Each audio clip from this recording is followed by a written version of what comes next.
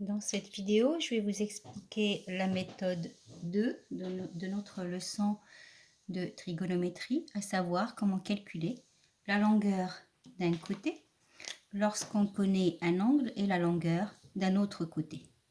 Alors, l'unité de longueur est le centimètre. On donnera les valeurs arrondies au centième. ABC est un triangle rectangle en A, tel que B est égal à 18 degrés et AB est égal à 5 cm. Calculer BC et AC. Donc, comme d'habitude, on va commencer par un schéma à main levée. Rectangle en A, B, A, C.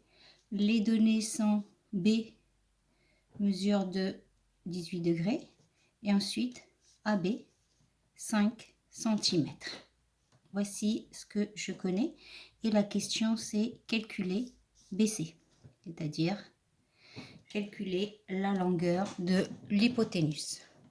Donc pour cela, comme d'habitude, donc par rapport à cet angle B, je connais quoi? Là, c'est le côté opposé, je ne le connais pas. L'hypoténuse, c'est ce qu'on me demande de déterminer, c'est le côté BC. Et là, ici, c'est le côté adjacent. Donc, je connais l'angle qui mesure 18 degrés. Je connais la mesure du côté adjacent et je dois déterminer donc la longueur de l'hypoténuse. Donc, je reprends mon moyen mnémotechnique.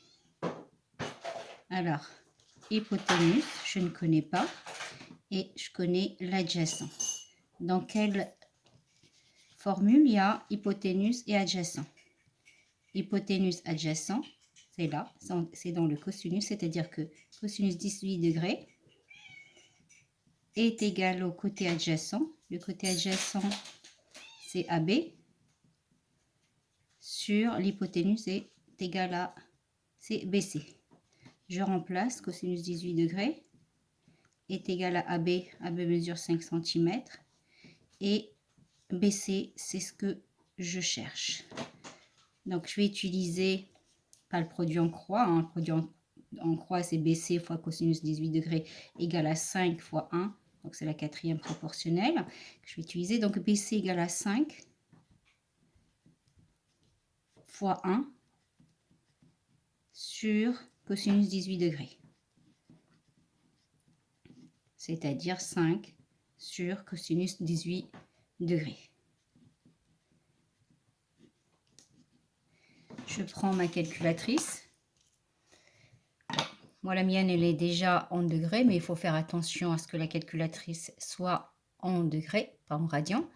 Donc, je dois, 5 divisé par cosinus 18 degrés.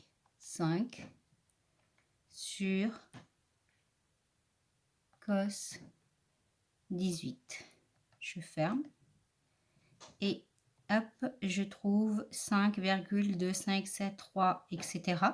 Je regarde ce qu'on me demande. On me demande un résultat au centième. Un résultat au centième, ça veut dire 2 chiffres après la virgule. Donc 5,26, puisque là, après le 5, il y a un 7. Donc là, BC mesure environ 5,26 cm au centième près.